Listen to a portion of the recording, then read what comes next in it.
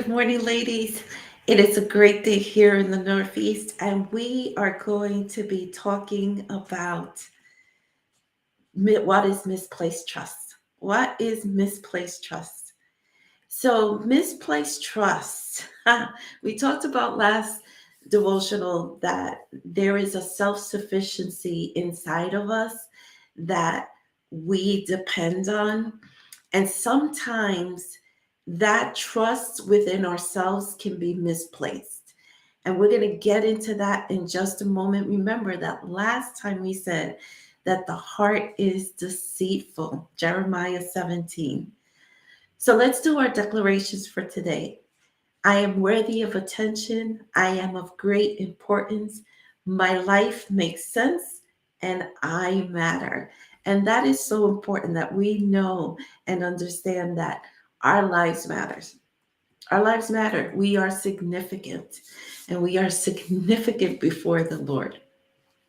So let's talk about misplaced trust. It's when, okay, it's when you have views of self sufficiency as a true God, little g, and you revere that more than God, big G. And you're probably saying, Roz, I don't do that. Actually, yeah, we do. All of us, including me. And it's when we make decisions with God's input. And it's very important that we start to get really intertwined with God, especially during these times. John 15, I want you to read that chapter. It's really, really good. And you should really study it and understand what God expects from you. Jesus said that he was the true vine and we are the branches.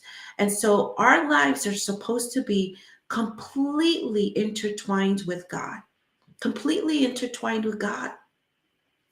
And so, if we're supposed to have an intertwined, intimate relationship with God, we should be checking in all of the time. We should be checking in again and again and again and asking for his input.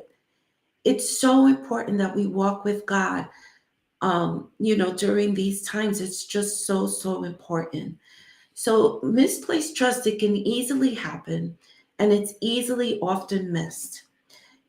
And let me get something straight. As a woman, I am proud of my accomplishments, as I should be, right? And sometimes I'm not careful and I can miss who my source is. Here's my question to you. Who is your source? Who is your source? Is God your source or are you your source? And sometimes I have to ask myself again and again and again, because a lot of times we could get so into ourselves that we're like, yeah, yeah, yeah, we're good, we're good, we're good. Yeah. And that's normal. But if we maintain that God is our source, that's even better. And I can, I have a lot of things that I could say, and I'm sure that you can. I have trophies, and I'm not talking about like actual trophies because I wasn't a sports queen.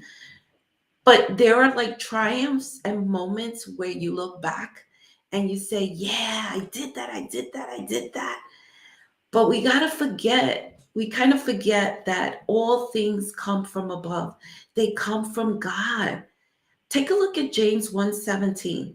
They all good things, everything good that has happened in your life, all of the things that you feel that you accomplished on your own because you worked hard or you studied or you prepared, all of those things are because of God. It's not just you. And the minute that you settle that within your heart that you need God to do life. Life gets better when you do it with God. When you recognize your source, when you recognize who you represent, when you recognize your position, because we all have position in the kingdom. So let's talk a little bit about self-trust. Now, I believe in self-trust because it goes along with confidence, and you can't have confidence if you don't trust in yourself, in who you are, and again, having a growth mindset. And I want to talk a little bit about what a growth mindset is, because we hear about it a lot, but I don't think that it's explained sometimes, especially in these type of environments.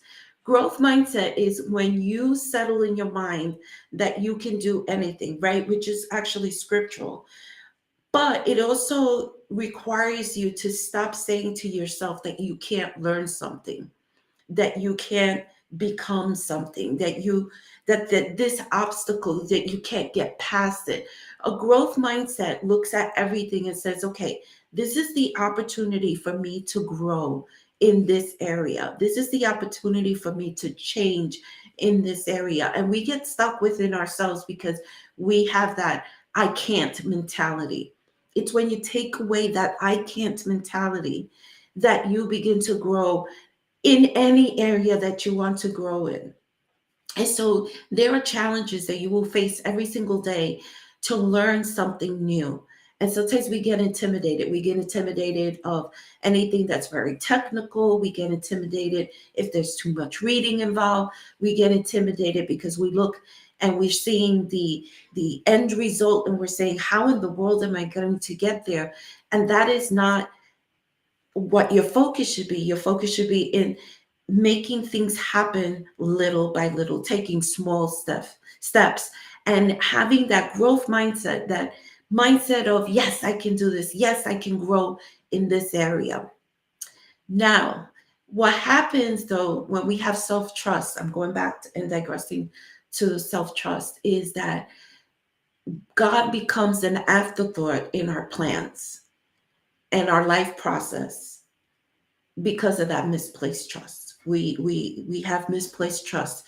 Misplaced trust is trust in how things will happen because of a past experience, or because I only trust myself because of past hurts, right? They all go hand in hand.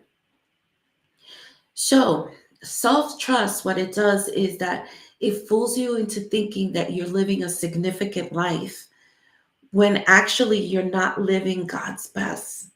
You're not living God's best. And God wants the best for you. He wants the absolute best for you. So you're probably asking yourself, how do I know if I'm operating in misplaced trust? And I'm glad that you asked, because we're going to cover that in our next devotional. I hope that you have a fantabulous day. Remember, if you have any questions, please feel free to inbox me. I will be happy to answer your questions anonymously, of course. And we can also, involve it in one of our devotionals in the future. I hope you have a fabulous, fabulous day.